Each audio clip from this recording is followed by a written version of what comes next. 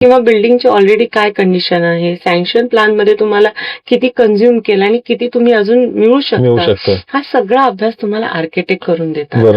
मग ह्या कमिटीने हे जे काय बिल्डरचे टेंडरिंग आलेले असतात ते व्यवस्थित चाचणी करायची की काय काय सोसायट्यांमध्ये कधीही न बघितलेला माणूस रिडेव्हलपमेंट कमिटी 40 वर्षापूर्वीची बिल्डिंग आहे, ती कोण बांधणार? मग बिल्डर आला आणि तो म्हटला की मी बांधून देतो, म्हणल्यानंतर अशा एजंट लोकांना वाटत असं की अरे तो देव माणूसच आला. खुश असता अरे रिडेव्हलपमेंट होते, पण रिडेव्हलपमेंट होण्यामागे तुमच्याकडे काय आहे आणि तुम्हाला काय मिळू शकतं हा अभ्यास खूप महत्वाचा आहे. त्यामुळे ते खूप महत्वाचं आहे. तिघांचा balance, committee, project management consultant आणि बिल्डर. मी ज्या संस्थेसाठी त्यांना मी एक सांगते, तुम्ही बँक गॅरंटी तरी घ्या आणि you have to get more out. Amenities मिळाला पाहिजे. नुसती ती इमारत आहे तशीच इमारत बांधून फक्त तिला रंगरंगोटी करून त्याला अर्थ नाही. म्हणजे आपण आपल्या घराला कसंही बदलू शकतो. त्यानुसार उपनिबंधकाचे जे कार्य आहे ते रेस्ट्रिक्ट झालेले आहेत. रेस्ट्रिक्ट ह्याच्यासाठी की उपनिबंधक कार्यालयातनं आपल्याला ना हरकत यायचं. ना हरकत कधी, जे मी तुम्हाला सांगितलं विकसक निवडीचं ना हरकत, असं आता तो एक मग हे ना त्यामुळे फास्ट झालं का फायदेशीर झालं का तोटा, म्हणजे काय याच्यात कसं बघाल तुम्ही? परंतु त्या मीटिंग मध्ये तुमच्या सगळ्यांनी दिलेल्या वोटिंग आहेत, कोणी त्यावेळेला ऑब्जेक्शन घेतलंय का, त्या गोष्टी तितक्याच महत्वाच्या आहेत. नमस्कार मंडळी, गोलगप्पावरती आज खूप इंटरेस्टिंग आणि सिरियस असे डिस्कशन झालेले आहे, ज्याच्यातून तुम्हाला खूप चांगली अशी माहिती मिळणार आहे. ती म्हणजे रिडेव्हलपमेंटबद्दल. सध्याचं जर बघता तर महाराष्ट्रामध्ये खूप जुन्या बिल्डिंग्स वगैरे आहेत, त्याचं रिडेव्हलपमेंट वगैरे बरेच प्रोजेक्ट्स आलेले आहेत. पण काय हर्डल्स येतात कॉमन मॅनला ते रिडेव्हलपमेंट प्रोजेक्ट्स करताना? बिल्डरचं काय आपण चांगला बिल्डर बघण्यासाठी किंवा निवडण्यासाठी काय काय आपण खबरदाऱ्या घ्यायला पाहिजेत? कमिटी फॉर्म करताना काय काय खबरदाऱ्या घ्यायला पाहिजेत? या सगळ्याबद्दल आपण ॲडव्होकेट श्रेया घोरपडे यांच्याबरोबर डिस्कशन केलेलं आहे. चला तर मग बघूया.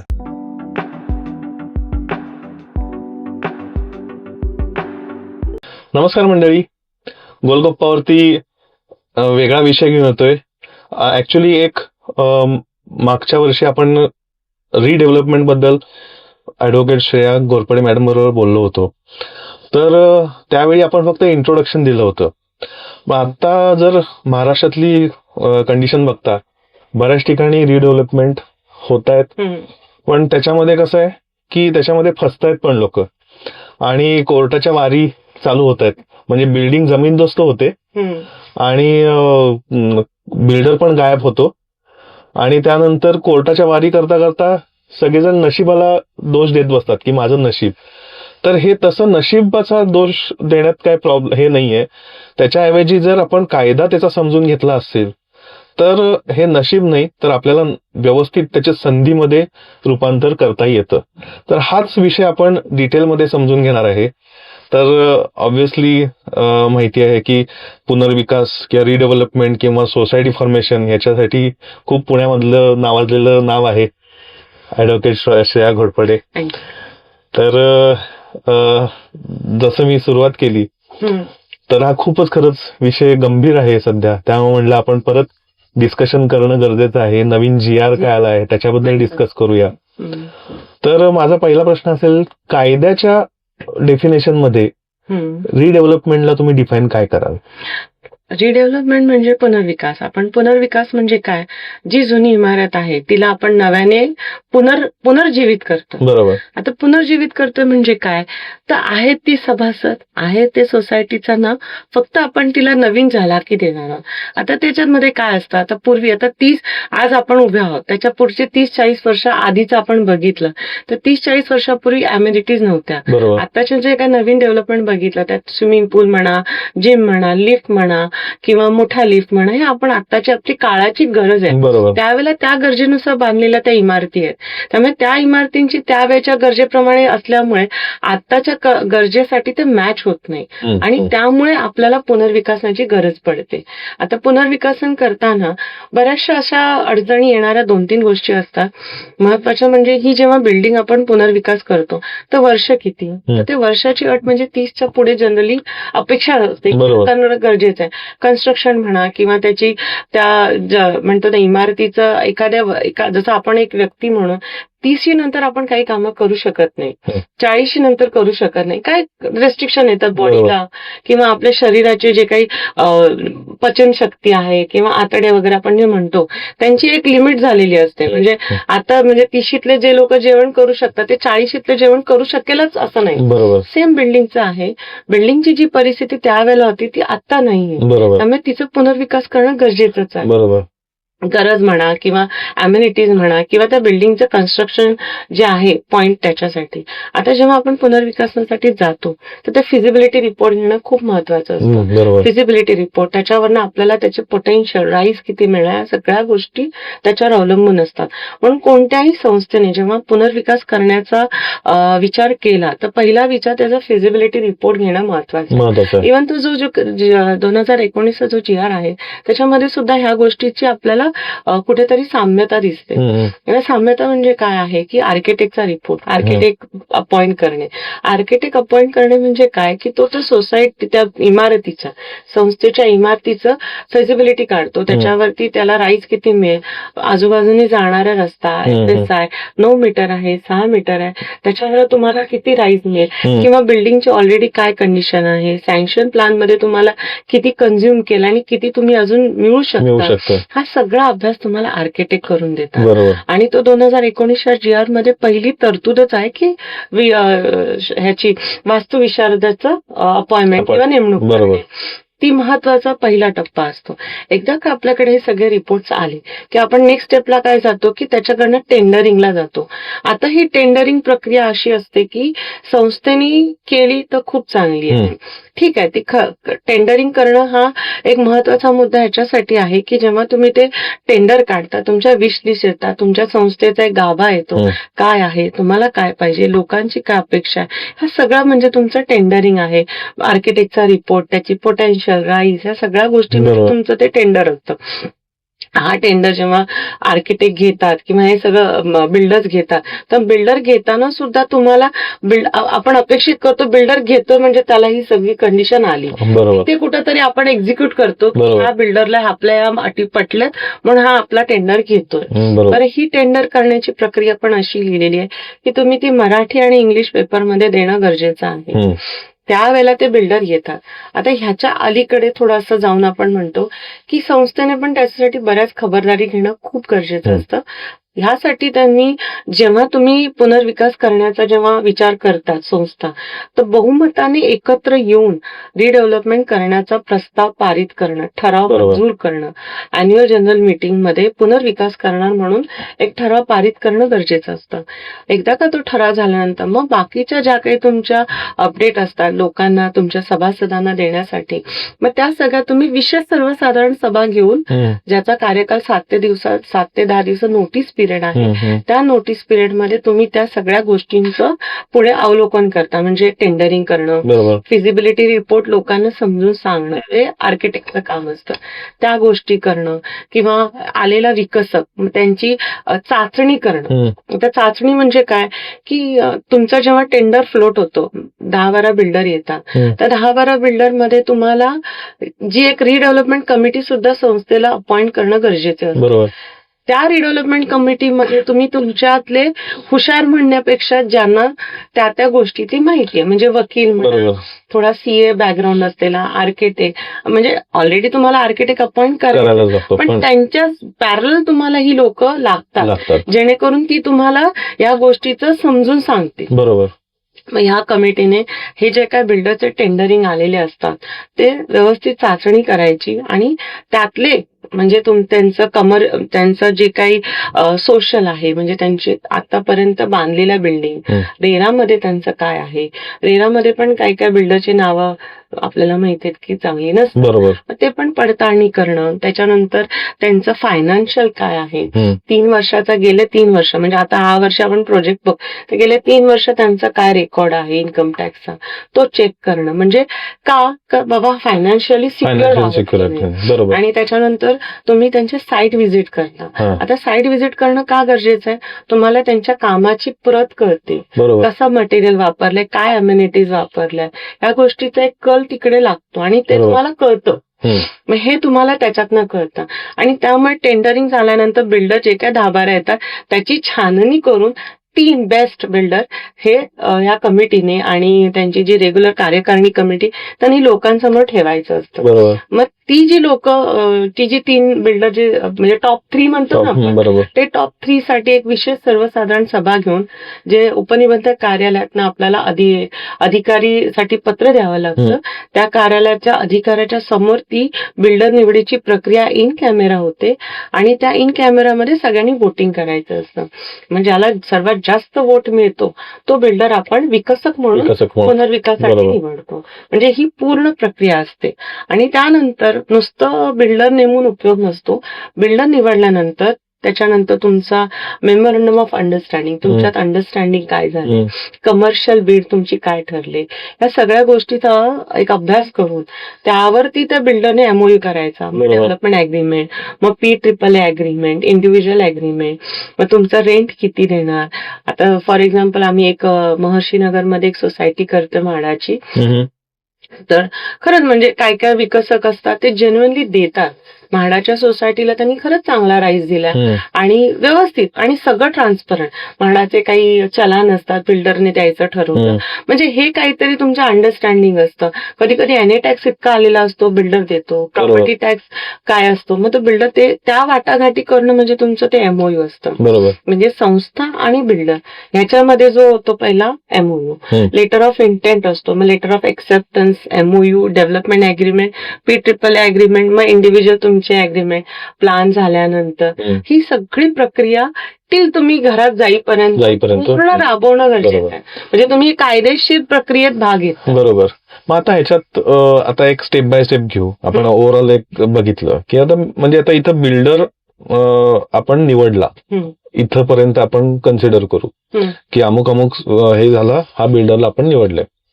पण त्याच्यामध्ये कसं झालं, इंडिव्हिज्युअल फ्लॅट ओनर झाला, त्यानंतर कमिटी, नंतर तो बिल्डर.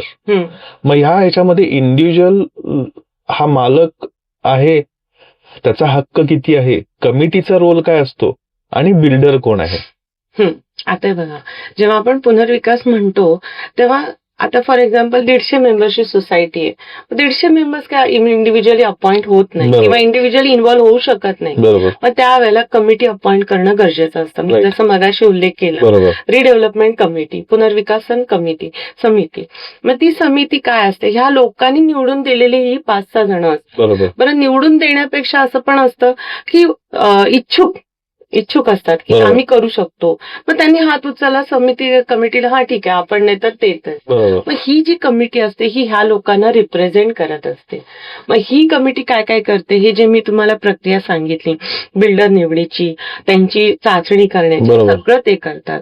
त्यामुळे त्यांचा रोल किंवा मूळ जी कमिटी आहे त्यांचा रोल खूप महत्वाचा असतो. बरोबर.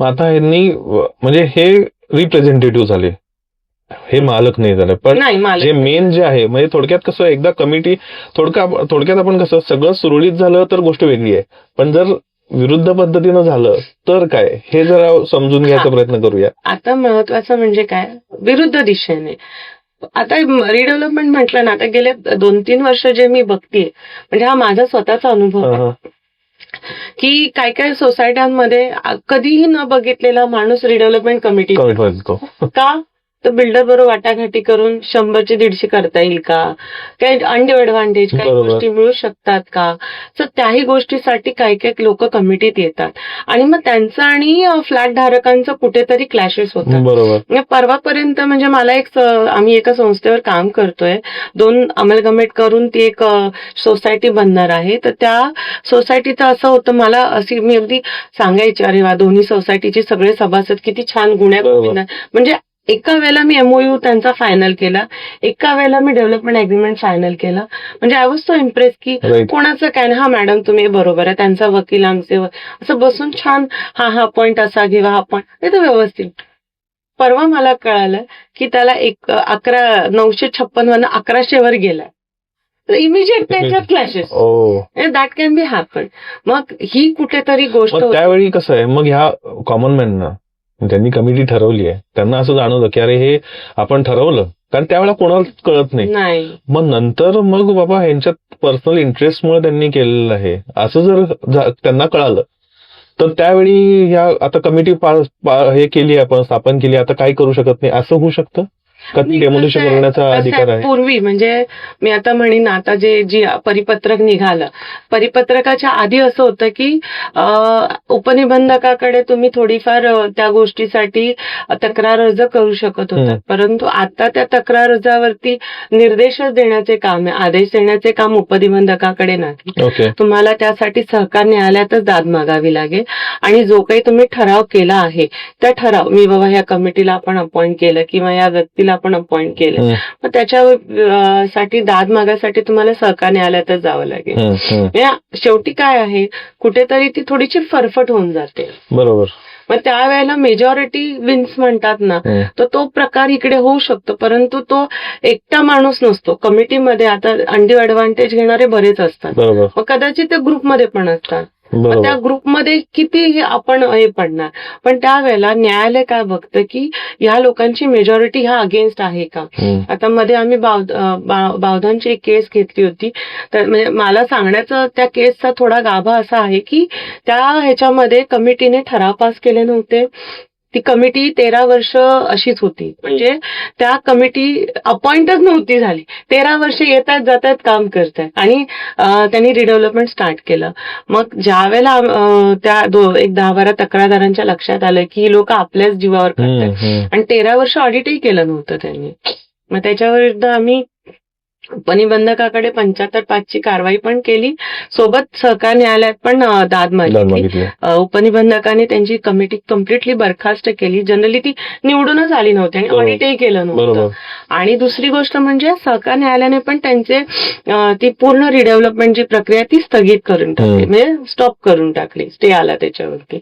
मग अशा गोष्टी असतात. पण त्यावेळेला एकटा सभासद त्यापेक्षा 2-4 लोक आहेत, एका विचारांची लोक एकत्र आली तर नक्कीच त्या गोष्टीवरती आपण न्यायालयात गेलो, न्यायालय नक्की त्याला देऊ शकतो. येस, म्हणजे त्याला जस्टिस. थोडक्यात काय त्याला परत अरे झालंय आता काय करायचं.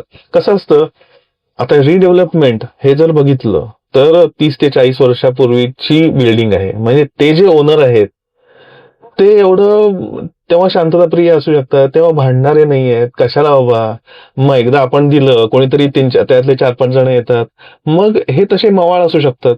त्यामुळे आता दिलंय तो आता. आणि एक अशी असते कंडिशन की बिल्डर, म्हणजे एक तर 40 वर्षापूर्वीची बिल्डिंग आहे, ती कोण बांधणार.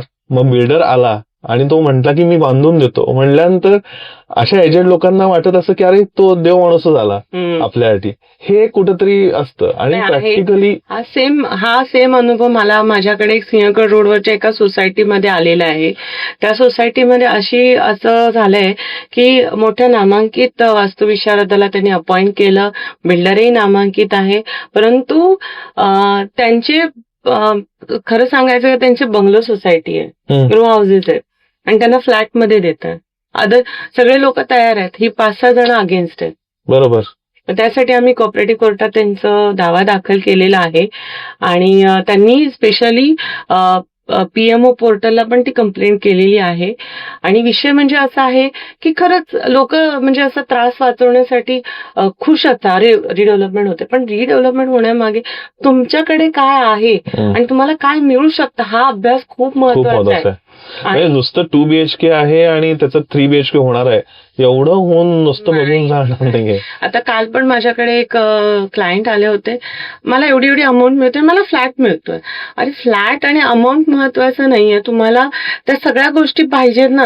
बिल्डरची सिक्युरिटी पाहिजे, बँक गॅरंटी पाहिजे. बरोबर. आणि आम्ही ज्या पीएमसी सोबत कधी आम्ही अपॉइंट केला जातो, तर त्या पीएमसीचं पण आम्ही बघतो, आमचे जे पीएमसी आहेत त्यांच्याकडनं आम्ही बघतो खूप छान रित्या बँक गॅरंटी महत्वाची आहे आणि ते सांगतात तुम्हाला घ्यायलाच पाहिजे. बँक गॅरंटी म्हणजे काय आहे? बँक गॅरंटी म्हणजे टोटल तुमची जी अमाऊंट असते कन्स्ट्रक्शनची, तीच तुम्ही बँक गॅरंटी म्हणून संस्थेकडे देता. ओके. आणि ती रिटेन्शन मध्ये 10%, 20%, जसं बिल्डिंगचं काम होत जाईल 20%, 30%, 50%, त्या अनुषंगाने तुम्ही ती सोसायटीने रिलीज करायची. Builder, you get secured. Actually you get secured.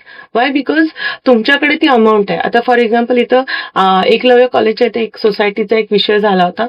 कोरोनामध्ये तो बिल्डर गेला. मग त्या सोसायटीकडे पैसे नव्हते, काही बरोबर. नव्हतं. मग त्यांना दुसरा एक बिल्डर घेऊन त्याच्याबरोबर जॉईंट व्हेंचर करून त्यांना ते करून घेतलं. पण मग ह्या वेळेला जर का बँक गॅरंटी असेल, सोसायटीच्या नावावर असेल, तर सोसायटी स्वतःहून त्या गोष्टी करू शकतात. बरोबर.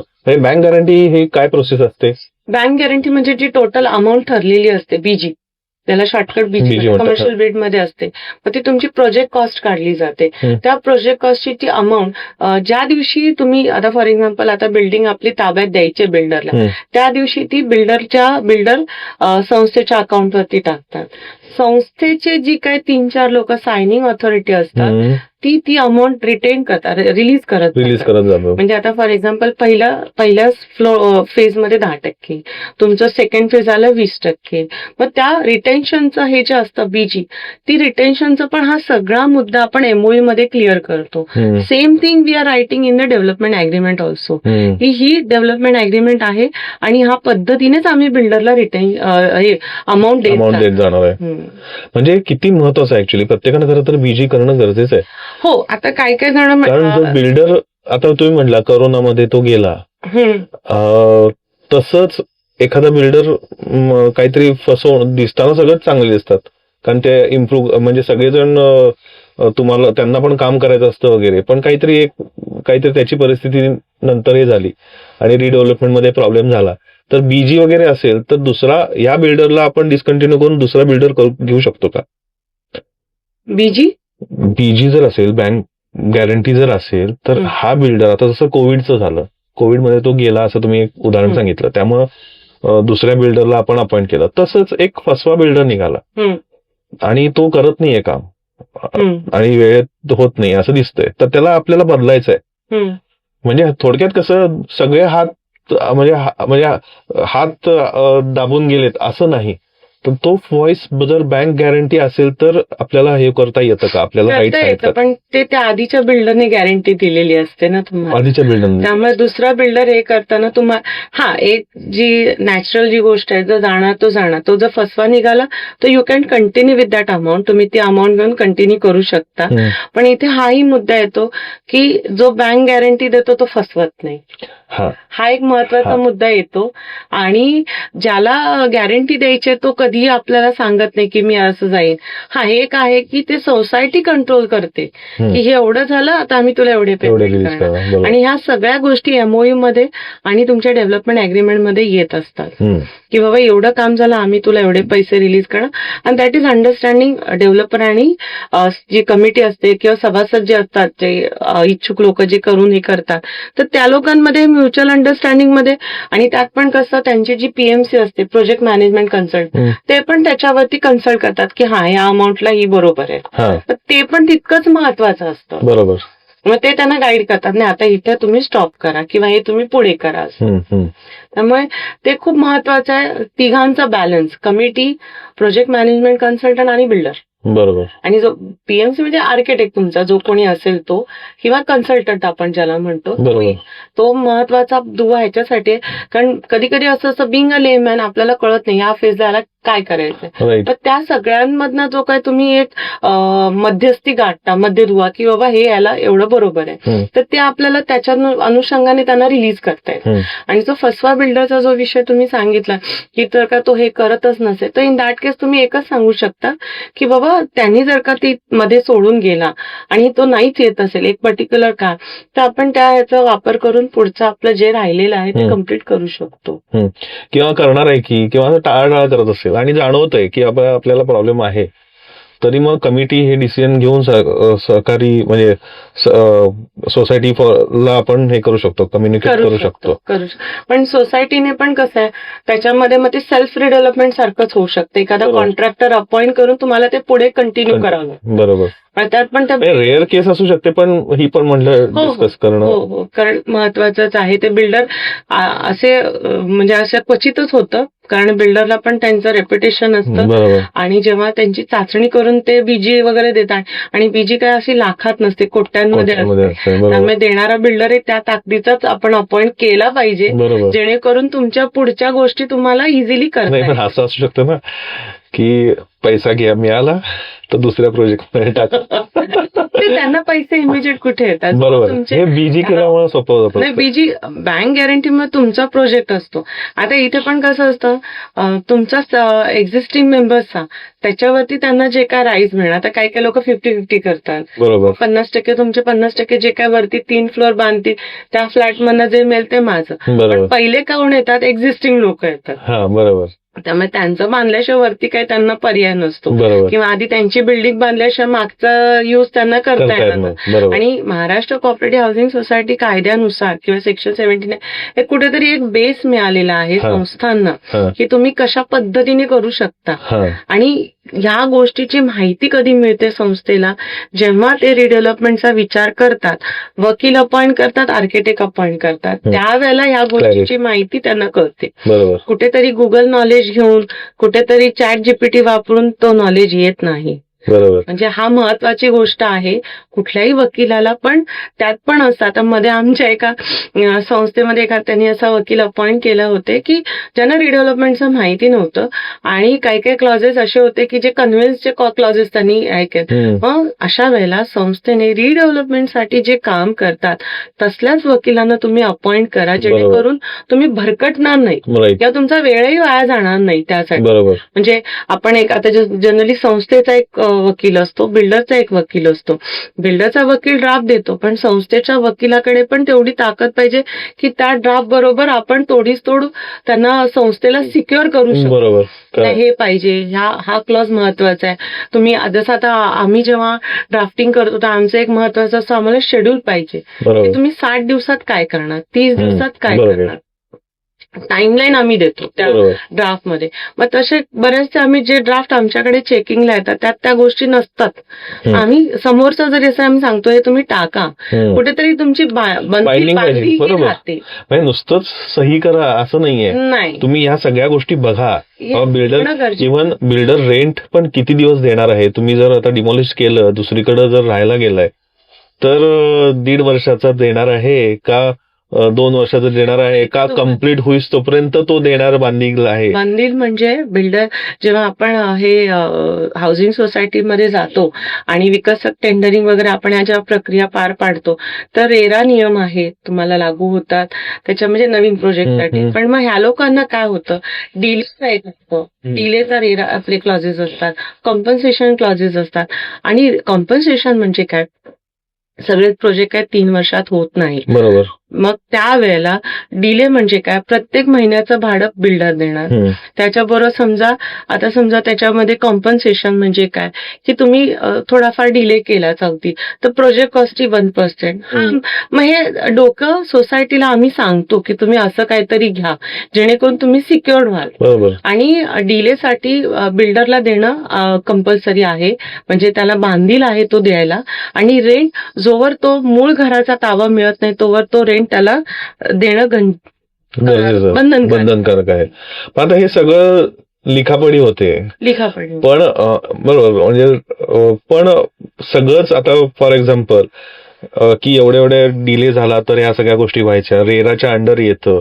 पण प्रत्येक बिल्डर असा नसतो. प्रत्येक वेळा पळवाटा पण काढतो बिल्डर किंवा रेरामध्येच. मग असे पण बघितलेत केसेस की रेरानंच एक्सटेन्शन दिलेलं आहे आणि मग त्याच्यामुळं परत मग रेरामध्येच केस घालायची, मग परत तो नवीन वाल्यांसाठी असतो. रिडेव्हलपमेंटचे जे जुने असतात त्यांना त्यांचे जे एमओयू वगैरे आहेत त्याच्यावरती स्टिक राहावं लागतं. म्हणून तर माझं मी ज्या संस्थेसाठी त्यांना मी एक सांगते, तुम्ही बँक गॅरंटी तरी घ्या. आणि तुमचं रेंट जे असतं, आता कसं आहे रेंट, आता आपण समजा फॉर एक्झाम्पल कोथरूडमध्ये आहे आपलं घर, तर आपण घर कुठे शोधणार, कोथरूडमध्ये. तो रेंट आपण मागितला पाहिजे की हा आहे, किंवा जसं 1 स्क्वेअर फूटचा जो काय रेट ठरलेला असतो तर त्या ह्याच्याप्रमाणे तुम्ही तो रेंट मागितला किंवा तो देणं बिल्डरलाही सोयीस्कर होतं. मग 36 महिन्याचा आता 30+6 किंवा 6 महिन्याचा डिले, फोर्स मेजुरा, एक कायद्यात एक शब्द आहे फोर्स मेजुरा. म्हणजे तुम्ही जे ओ माय गॉड मध्ये बघितलंच असेल की ज्या गोष्टी आपल्या हातात नाही त्याला आपण काहीच करू शकत नाही. It's called force majeure. पण त्यामध्ये काय आहे, म्हणजे वाळूच्या किमती वाढल्या, अवेलेबलच नाही झालं, किंवा जशी आता कोरोनाची परिस्थिती आली त्यावेळेला बिल्डर बाय डिफॉल्ट तो डिले होऊन जातो. मग त्यासाठी बिल्डर जबाबदार नसतो. मग त्यावेळेला तो जो काही डिले होतो तो एक्झम्प्टेड असतो. म्हणजे एक्झम्प्टेड इन द सेन्स त्याला कुठेतरी पेनल्टी नाही बसू शकत. These are the exceptional cases. मग त्या एक्सेप्शनल केसेस मध्ये आपण त्यांच्याकडे कॉम्पन्सेशन नाही मागू शकत. इफ इट इज डिफाईन हे असं झालं तर हे आहे तर तुम्ही नाही मागू शकत. परंतु ज्या केसेसमध्ये बिल्डरकडनं मुद्दाम दिरंगाई उशीर केला जातो तिथं तुम्ही मागू शकता. आणि या सगळ्याची लिखापडी आपण हे करून घेतो आणि बिल्डरला देणं अनिवार्य आहे, कारण आपण ते त्याला द्यायला लावतो. मग त्यामुळे ते ब्रीच ऑफ ट्रस्ट कॉन्ट्रॅक्ट कायदा आहे त्याच्यामध्ये ब्रीच ऑफ ट्रस्ट येतो. आणि त्याच्यासाठी जसं आपण डेव्हलपमेंट अग्रीमेंट किंवा एमओयू करतो तेव्हा एक लवाद पण असतो, आर्बिट्रेटर क्लॉज. तर त्या आर्बिट्रेशन क्लॉज मध्ये एखादा थर्ड पार्टी आर्बिट्रेटर नेमला जातो जो ह्या दोन्ही गोष्टीचं, मग तो आपण सिव्हिल कोर्टाला सुद्धा आपण हे करतो किंवा एखादा दोन्ही म्युच्युअल पार्टी मधनं पण एक डिसाइडेड असतो. So that is arbitration act प्रमाणे. मग त्या गोष्टी ह्या सोसायटी आणि बिल्डर संगनमताने ठरवून मग ते करतात की मग तो जो काही सांगेल ते आपण करतो. पण एकदा एमओयू आणि डेव्हलपमेंट अग्रीमेंट झाल्यानंतर बऱ्याचशा गोष्टी तुमच्या एकदम सहजतेने होऊन जातात. हे एमओयू आणि अग्रीमेंट करताना ह्या सगळ्या गोष्टी खरं बघणं गरजेचं आहे. प्रत्येकाने नुसतं ब्लाइंडली सही करून उपयोग नाहीये. नाही, आणि हे एमओयू आणि डेव्हलपमेंट अग्रीमेंट प्रत्येक सभासदाने वाचला पाहिजे. तो त्यांच्या कन्सर्न वकिलालाही दाखवावं. बरोबर. आणि काही लोक सॉरी टू से पण जाऊ दे ना, कमिटीने वाचला ना, विषय नाही होतं. तुम्ही बिंग अन इंडिव्हिज्युअल, कारण तुम्ही तुमच्या घराचा आज 40 वर्ष 30 वर्ष जे राहताय, आपल्या घर आपण जे तळ हातासारखं जपलेलं असतं ते आपण देणार असतो. त्यामुळे तो देताना ज्या व्यक्तीला आपण देतोय तो व्यक्ती केपेबल आहे का, आणि तो त्याने जे क्लॉजेस दिलेत ते खरंच आहेत का. आता माझ्याकडे एक 6-7 महिन्यापूर्वी आले होते गृहस्थ, ते एका ओळखीतनं आले होते. मला म्हणाले बघा आम्हाला दिले. मला तर ते वाचून असं वाटलं की ह्या व्यक्तीला रिडेव्हलपमेंट मध्ये काय मिळणार आहे, काहीच नाही, नथिंग, फक्त बांधून देणार. असं पण नाही ना. बरोबर. त्यांना जे काही प्रॉफिट रेशो मिळणार आहे त्यात पण तुम्ही थोडाफार एक्सपेक्ट करू शकता. किंवा तुम्ही जर का 200चा फ्लॅट आहे तर 200ला 210 फ्लॅट घेऊन काय उपयोग आहे. You have to get more on it. Amenities मिळाला पाहिजे. नुसती ती इमारत आहे तशीच इमारत बांधून फक्त तिला रंगरंगोटी करून त्याला अर्थ नाही. म्हणजे आपण आपल्या घराला कसंही बदलू शकतो. बरोबर. आता नवीन जीआर जो आलाय त्याचा किती सपोर्ट, परिपत्रक आलंय, त्याचा सपोर्ट कसा आहे. ऍक्च्युली त्याच्यामध्ये 2019 मध्ये जे रिडेव्हलपमेंटसाठी ज्या अटी शर्ती किंवा गाईडलाईन म्हणतो ते दिल्या होत्या, त्याच 27/10/2025 आता परिपत्रक काढा, म्हणजे त्या आदेशावर परिपत्रक काढावं लागलं. ऑनरेबल जस्टिस माननीय बोरकर साहेबांनी जे दिले आदेश त्याच्यानुसार उपनिबंधकाचे जे कार्य आहे ते रेस्ट्रिक्ट झालेले आहेत. रेस्ट्रिक्ट ह्याच्यासाठी की उपनिबंधक कार्यालयातनं आपल्याला ना हरकत यायचं. ना हरकत कधी, जे मी तुम्हाला सांगितलं विकसक निवडीचं ना हरकत. ते विकसक निवडलं आणि पुनर्विकास करण्यासाठी या बिल्डरची अपॉइंटमेंट झाली, त्यासाठीचा एक ना हरकत आदेश, एक प्रमाणपत्र सारखं ते मिळायचं उपनिबंधक कार्यालयातून. त्यांच्या अधिकाऱ्याचा जो आपल्या मीटिंगला येऊन त्यांचं मीटिंगचं पूर्ण त्यांच्या समोर व्हायची आणि त्यांचा तो आदेश दिला जायचा, त्याला ना हरकत प्रमाणपत्र म्हणतात. मग तो प्रमाणपत्राच्या ऐवजी आता अहवाल, म्हणजे सगळी प्रक्रिया तशीच राहणार आहे. परंतु उपनिबंधकाचे जो एक हे होतं त्याच्यावरती हे होत काय म्हणतात कायद्याचा एक पगडा होता तो थोडा काढला गेला. आणि उपनिबंधकांना आता फक्त तुम्ही मीटिंगला जायचं, तुमचा अहवाल द्यायचा. म्हणजे जनरली तो जो प्रमाणपत्र होतं तो डेव्हलपमेंट अग्रीमेंट किंवा आम्ही जे ह्याला जायचो IGR ऑफिस, त्या डेव्हलपमेंट अग्रीमेंटचं ऍडज्युडिकेशन का त्याला लागत होतं किंवा PMC मध्ये त्या गोष्टीला. तर आता काय झालं, उपनिबंधकाला फक्त अहवालाचे आदेश आलेले आहेत, म्हणजे तेवढाच त्यांच्या पुरता रिस्ट्रिक्ट केलं गेलं आहे. आणि सोबतच त्यांना जे तक्रारी, म्हणजे ह्या ज्या काही तक्रारी व्हायच्या ह्याच्या रिडेव्हलपमेंटच्या, त्या तक्रारीवरती पण त्यांना अंकुश देता येत नाहीये. कारण हा सगळा विषय आता त्या ह्याच्यातनं नाही म्हटलं तरी बाहेर पडलेलं आहे. तुम्हाला जर का हे काय म्हणतात जनरल बॉडी मीटिंग म्हणजे जनरल बॉडी जी आहे कमिटी आहे त्यांना ते अधिकार जास्त दिले गेले आहेत. आणि त्या जी स्पेशल जनरल बॉडी मीटिंग आपण कॉल करतो त्या मीटिंगचा जो मेजॉरिटीचा जो ठराव असतो तो ठरावाला याला इथं आता जास्त वर्चस्व दिलंय, म्हणजे वजन दिलेलं, weightage वेटेज दिलंय. जास्त दिलेलं आहे. आणि त्याबरोबर गाईडलाईनही फॉलो करा. आता परत डिसेंबरमध्ये एक आदेश निघाला त्याच्यामध्ये फायनल आदेश आधी इंट्रीम होता जो आता फायनल आलाय त्याच्यामध्ये असं सांगण्यात आलंय की section 79 Maharashtra cooperative housing society मधलं जे आहे कलम 79 त्याच्यानुसार त्याच्या गाईडलाईन तुम्हाला फॉलो करायच्या. ऍक्च्युली त्या गाईडलाईन का आदेश का निर्देशाच्यावरती बरेच जजमेंट झालेले आहेत. परंतु जर का बघितलं तर त्या गाईडलाईन तर तुम्हाला फॉलो करायलाच पाहिजे. परंतु जो उपनिबंधकांचा जो त्यांच्यावर अंकुश होता तो खरं तितका आवश्यकही होता. म्हणजे आता या माननीय हायकोर्टाचे जे उच्च न्यायालयाचा जो आदेश आहे त्या आदेशावरती बोलणं चुकीचं आहे. परंतु तो जो अंकुश होता त्याच्यामुळे संस्थेच्या जी कमिटी आहे किंवा लोक आहेत त्यांना तो एक असं होतं की अधिकाऱ्याकडे होतं किंवा कोऑपरेटिव्ह हाऊसिंग सोसायटी एका सुसूत्र कारभारामध्ये एका ह्याच्यामध्ये होती. बरोबर. काय म्हणतात त्याला स्कॅटर्ड नव्हती हा. actually. ते तो तर एक व्यवस्थित त्यांना एक हे होतं Hold कंट्रोल होतं, होतं control कंट्रोल होतं. म्हणतो ना तो कंट्रोल उपनिबंधक कार्यालयातून होता तक्रारीवरती. पण मग आता हे का केलं म्हणजे उच्च न्यायालयाला अशी का गरज वाटली की हे कंट्रोल जरासा कमी करावं? उपनिबंधकाचा ते जे आदेश होता फर्नांडिस बेलनामींच्या केसमध्ये त्याच्यामध्ये त्याच्यावरती ज्या उपनिबंधकांनी काही कमिटीला हे करण्यात आलं होतं त्या कमिटीवरती का असं म्हणून ते उपनिबंधक कार्यालयाला पहिलं कसं होतं की या ज्या कमिटी असायचे त्यांचे जे काही त्यांनी काढलेल्या काही गोष्टी त्याच्यावरती ते आदेश देत होते निर्देश देत होते की तुम्ही असं नाही असं करा किंवा ह्याच्यावरती काहीतरी त्यांना कमिटी बरखास्त करणं बरोबर. किंवा या गोष्टी होत होत्या. परंतु ह्याच्यामुळे काय झालं उपनिबंधकांचे ते अधिकार गेले. आता इथं त्या केसचा जर आपण अनुषंग घेतला तर रिडेव्हलपमेंट प्रक्रिया कुठेतरी थांबली ना कारण ती कमिटी बरखास्त झाली. बरोबर बरोबर चेअरमॅन सेक्रेटरी ट्रेझरर वगैरे त्याच्यामुळे पूर्ण रिडेव्हलपमेंट प्रक्रिया तुमची थांबते. थांबते. तर त्यामुळे ती कमिटी बरखास्त होऊ नये मग हे अधिकार कोणाला होते उपनिबंधक कार्यालयाला होते. पण त्यामुळे हे पण क्लिअर आहे की ट्रान्सपरन्सी पण तेवढी होती. उपनिबंधक कार्यालय जरी त्यांना एक कंट्रोलमध्ये होतं तरी थोडस एक भीती होती की बाबा आपल्याला असं आपण काही करून चालणार नाहीये कारण कोणी उठून तक्रार तिकडे घेऊ जाऊ शकतं बरोबर. किंवा एखादी कंप्लेंट होऊ शकते आपल्याला हिअरिंगला सामोरं जावं लागू शकतं चौकशी होऊ शकते.